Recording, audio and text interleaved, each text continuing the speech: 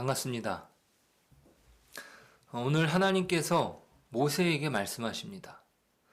이스라엘 자손을 홍해 앞에 장막을 치게 하시죠. 사실 하나님은 이스라엘로 하여금 광야로 멀리 돌려서 가게 하셨습니다. 그게 어제 본문의 말씀이었죠. 자, 그런데 오늘은 그들이 갔던 방향을 돌이켜, 그러니까 애굽 쪽으로 움직이게 하십니다. 그리고 홍해 앞에 멈추게 하시죠. 오늘 1절과 2절이에요. 여호와께서 모세에게 말씀하여 이르시되 이스라엘 자손에게 명령하여 돌이켜 바다와 믹돌 사이에 비아히롯 앞 곧 바알스본 맞은편 바닷가에 장막을 치게 하라. 자, 그러니까 돌이켜서 바닷가에 장막을 치게 하는 거죠. 자, 이 소식이 바로의 귓가에 들어갑니다. 계속 이스라엘의 동선을 파악했던 것입니다. 바로는 이스라엘을 놓아줄 때에는 두려움에 떨면서 그들을 내어주었지만 이제 이스라엘은 그들의 신이 그들을 버렸다고, 아니 그 능력이 줄어들었다고 판단했을지도 모릅니다. 그리고 말을 바꿉니다. 이스라엘을 잡기 위한 명분을 마련하는 것이죠. 이스라엘이 도망쳤다는 거예요. 자신이 어쩔 수 없이 놓아준 것을 그렇게 말을 바꿉니다. 도망쳤다고. 그러니까 잡으러 가기 위한 명분을 만드는 것이죠. 그리고 이스라엘이 그 일손이 없으니까 너무나 불편하고 또 그들을 놓지 못하는 집착에서 벗어나지 못하는 것입니다. 5절 말씀이에요. 그 백성이 도망한 사실이 애굽 왕에게 알려지매 바로와 그의 신하들이 그 백성에 대하여 마음이 변하여 이르되 우리가 어찌 이같이 하여 이스라엘을 우리를 섬김에서 놓아 보내었는가 하고. 자, 이제 바로는 이스라엘을 추격할 마음을 먹는 것이죠. 그래서 그들이 도망쳤다라고 말을 하는 거예요. 자, 그런데 이 모든 것이 자신이 계획하여 진행하는 것이라 생각했습니다. 자, 그러나 바로는 자신도 모르게 하나님의 지휘 아래 움직이는 연기, 어떤 그 하나님의 진행하시는 극본의 한 역할을 감당하는 거예요. 그 역할에 쫄병 역할을 하고 있습니다. 4절 말씀에 내가 바로의 마음을 완악하게 한즉 바로가 그들의 뒤를 따르리니 내가 그와 그의 온 군대로 말미암아 영광을 얻어 애굽 사람들이 나를 여호와인 줄 알게 하리라 하시매 무리가 그대로 행하니라. 자, 하나님께서 바로의 마음을 완악하게 하신 것은 바로가 이스라엘을 집착하며 그것을 놓지 못하고 있는 것을 하나님은 내버려 두시는 거예요. 그 악함을 그냥 진행하게 하십니다. 그의 악함으로 인하여 그는 심판을 받게 되는 것이죠. 그 과정을 통하여 하나님께서 영광을 드러내는 것이고, 자, 이것은 애굽 사람들이 확실히 여호와의 권능을 확인하는 것이며, 자, 이 소식은 이스라엘이 들어갈 가나안까지 퍼지게 됩니다. 여호수아 2장 8절에 이렇게 기록됩니다. 또 그들이 눕기 전에 라합이 지붕 위에 올라가서 그들에게 이르러 말하되 여호와께서 이 땅을 너희에게 주신 줄을 내가 아노라. 우리가 너희를 심히 두려워하고 이 땅 주민들이 다 너희 앞에서 간담이 녹나니 이는 너희가 애굽에서 나올 때에 여호와께서 너희 앞에서 홍해 물을 마르게 하신 일과 너희가 요단 저쪽에 있는 아모리 사람의 두 왕 시온과 옥에게 행한 일, 곧 그들을 전멸시킨 일을 우리가 들었습니다. 자, 하나님의 계획과 역사는 이 눈에 보이는 것으로 판단할 수 있는 것이 아닙니다. 그 너머까지 하나님은 계획하는 것이죠. 눈에 보이는 것으로 판단한 바로는 큰 코를 다칩니다. 하나님은 우리의 눈으로 판단하여 제한할 수 있는 그런 분이 아니십니다. 지금 당장에 보여지는 것으로 모든 것을 판단하는 어리석음을 범치 않는 복된 신자가 되시길 소망합니다. 자, 그렇게 바로는 이스라엘을 추격합니다. 훈련된 병거 600대와 애굽의 모든 병거를 동원하고 지휘관들을 다 대동합니다. 절대로 놓치지 않겠다는 결연한 의지를 다지는 것이죠. 이렇게 달려드는 애굽의 군대를 이스라엘이 확인하고 하나님께 부르짖습니다. 왜요? 그들이 두려움에 놀란 것입니다. 10절이에요. 바로가 가까이 올 때 이스라엘 자손이 눈을 들어 본즉 애굽 사람들이 자기들 뒤에 이른지라 이스라엘 자손이 심히 두려워하여 여호와께 부르짖고. 자, 그들이 여호와께 부르짖어요. 왜냐하면 이 상황은 이미 하나님께서 말씀하신 내용이기 때문이에요. 자, 그런데 하나님이 응답하지 않습니다. 침묵하셔요. 자, 그러니까 모세에게 하소연을 합니다. 불평을 늘어놓는 거예요. 11절이에요. 그들이 또 모세에게 이르되 애굽에 매장지가 없어서 당신이 우리를 이끌어내어 이 광야에서 죽게 하느냐? 어찌하여 당신이 우리를 애굽에서 이끌어내어 우리에게 이같이 하느냐? 우리가 애굽에서 당신에게 이른 말이 이것이 아니냐? 이르기를 우리를 내버려 두라. 우리가 애굽 사람을 섬길 것이라 하지 아니하더냐? 애굽 사람을 섬기는 것이 광야에서 죽는 것보다 낫겠노라. 자, 하나님이 침묵하시자, 대답이 없자 눈에 보이는 지도자인 모세를 박박 긁습니다. 우리가 애굽에서 차라리 죽는 게 낫지, 애굽을 섬기는 게 낫지, 이렇게 죽을 수는 없다는 거예요. 자, 그런데 사실 이들의 원망이 이해하기 어렵습니다. 왜냐하면 분명히 하나님께서는 이스라엘로 하여금 이렇게 바로가 배신하여, 그러니까 그 마음을 바꿔서 자신들을 쳐들어올 것이라고 이미 예고하셨습니다. 이것이 14장 1절이에요. 여호와께서 모세에게 말씀하여 이르시되 이스라엘 자손에게 명령하여 돌이켜 바다와 믹돌 사이에 비아히롯 앞 곧 바알스본 맞은편 바닷가에 장막을 치게 하라. 바로가 이스라엘 자손에 대하여 말하기를 그들이 그 땅에서 멀리 떠나 광야에 갇힌 바 되었다 하리라. 내가 바로의 마음을 완악하게 한즉 바로가 그들의 뒤를 따르리니 내가 그와 그의 온 군대로 말미암아 영광을 얻어 애굽 사람들이 나를 여호와인 줄 알게 하리라 하시매 무리가 그대로 행하니라. 자, 그러니까 이 모든 일들이 하나님께서 예고하신 대로 이루어진 거예요. 자, 앞으로 하나님이 바로의 마음을 완악하게 하셔서 쳐들어오게 하신다는 거죠. 왜요? 이스라엘이 그 바다 앞에서 가로막힌 길에서 장막을 쳤기 때문이죠. 그것은 주님께서 영광을 드러낼 것이라고 선포하셨습니다. 자, 그러니까 이스라엘은 이 모든 내용을 알고서도 불평하는 거예요. 오히려 하나님의 말씀이 이루어진 것에 대하여 그들이 감사와 영광을 돌려야 하는데 안 그렇습니까? 하나님이 말씀하신 대로 그대로 이루어지고 있어요. 아, 그러니까 하나님의 어떤 뜻이 있겠구나. 하나님의 계획이 있겠구나. 그 하나님께 우리가 감사와 영광을 돌리자. 이렇게 하는 것이죠.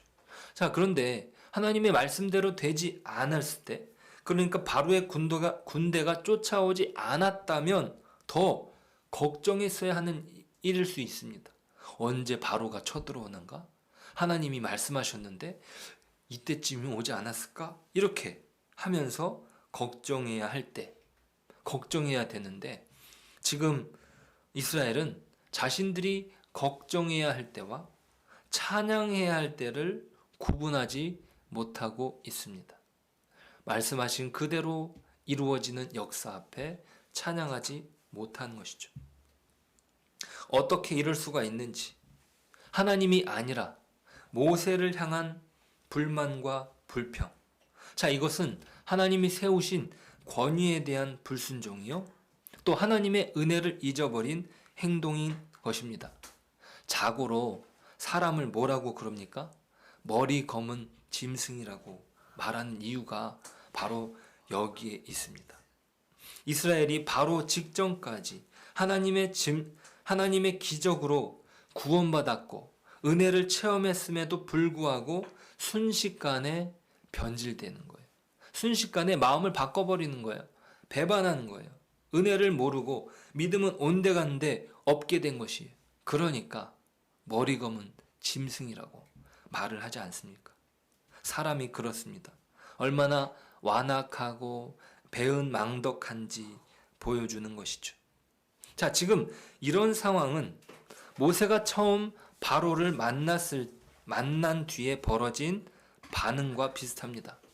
자, 백성들이 모세와 아론이 하나님이 행하신 일들을 처음에 하나님께서 이렇게 우리를 인도해 내실 것이다. 하나님 말씀하신 것을 그대로 전하고 또 하나님이 허락하셨던 그 이적을 그들에게 보여주고 난 뒤에 이스라엘 사람들이 하나님께 고개 숙여 경배했다고 했습니다. 자, 그리고 모세와 아론은 바로에게 찾아갔습니다. 자신들을 내보내달라고.